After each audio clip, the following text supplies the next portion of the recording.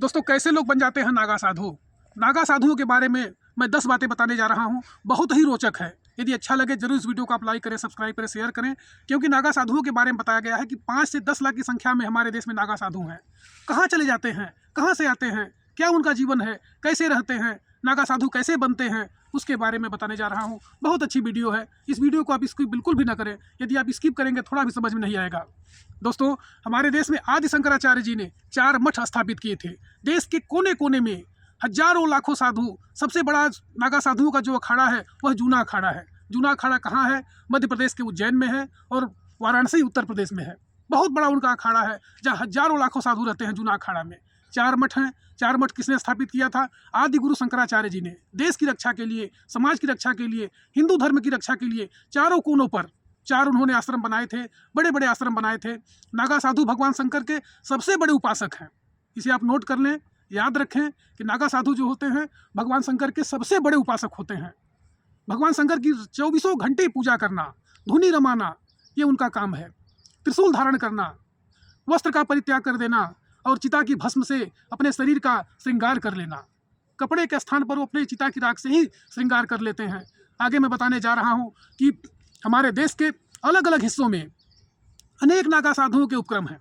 नागा साधुओं के 10 काम क्या क्या हैं? सबसे पहला काम है ब्रह्मचर्य का पालन करना। बचपन से ही ब्रह्मचर्य का पालन करना नागा साधुओं का पहला काम है। नंबर 2, 12 वर्ष की कठोर साधना। लगातार 12 साल तक कठोर साधना करेंगे तब जाकर के उन्हें नागा साधु की उपाधि मिलती है। नंबर 3, दिन में केवल एक बार ही भोजन करना। जो कुछ उनको मिल जाएगा केवल एक बार भोजन करेंगे, बार बार भोजन नहीं करेंगे।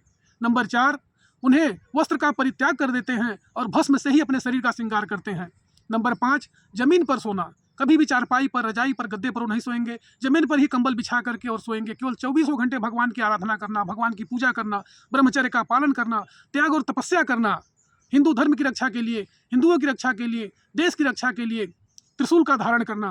त्रिशूल लेकर के और वो जो है देश की रक्षा के लिए एक सैनिक के रूप में काम करते हैं। नागा साधु युद्ध के समय वो दीक्षा जरूर लेते हैं। उनके एक गुरु होते हैं और गुरु से दीक्षित होने के बाद ही वो नागा साधु बनते हैं। इसके बारे में फिर कहा गया कि भगवान शंकर के अनन्य उपासक होते हैं। भगवान शंकर के अलावा उन्हें कोई भी दूसरे देवी देवताओं का कोई मतलब नहीं रहता है कि वो शंकर जी की आराधना करेंगे और युद्ध कला में माहिर होते हैं। नागा साधु तलवार चलाना, भाला चलाना, त्रिशूल चलाना। जब आप अभी महाकुंभ लगेगा, महाकुंभ में आप देखेंगे कि जब पेशवाई चलती है, बड़े बड़े नागा साधु त्रिशूल से, तलवार से खूब भांजते हुए आपको दिखाई देंगे, क्योंकि वो देश के रक्षक माने जाते हैं, सैनिक माने जाते हैं। वैराग्य लेना और मुंडन कराना। नागा साधु जो कुछ होते हैं मुंडन कराते हैं, वैराग्य ले लेते हैं और धर्म और देश की रक्षा के लिए संकल्प लेते हैं और स्वयं से ही अपना पिंडदान करते हैं। अपने घर से, परिवार से अलग होकर के अपना पिंडदान दे देते हैं और नागा साधु बन जाते हैं।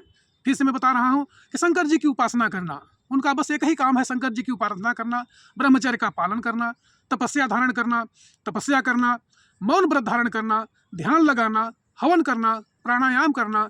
हमारे देश के जो प्रमुख अखाड़े हैं, प्रमुख अखाड़े में बता रहा हूँ जूना अखाड़ा।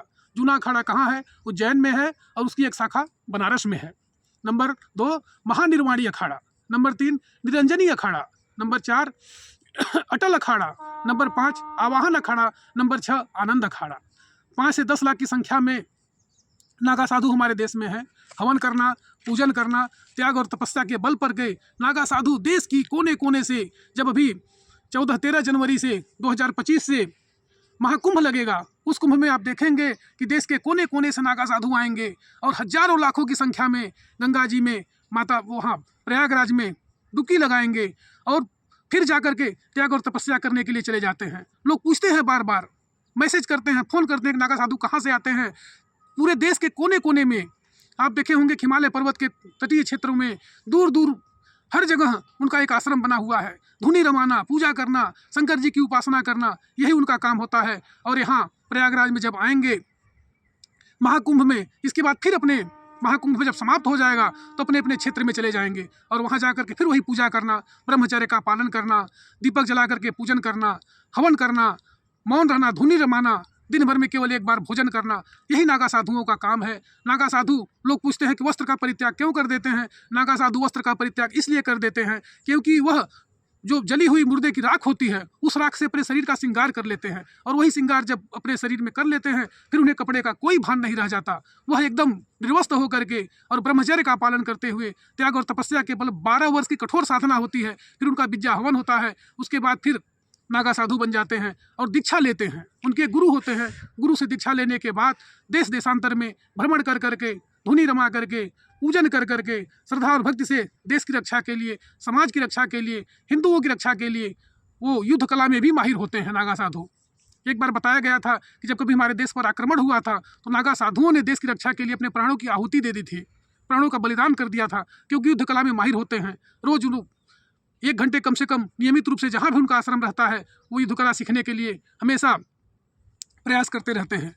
उनके पास त्रिशूल होती है, तलवार होती है, और बैठ करके भगवान की साधना करना, शंकर जी की आराधना करना, यही नागा साधुओं का कार्य है। आप देखेंगे कि अभी 13 जनवरी 2025 से जब महाकुंभ लगेगा, देश के कोने कोने से 5 से 10 लाख की संख्या में नागा साधु आएंगे। इनके बारे में और वीडियो अगले बार बनेगी। धन्यवाद।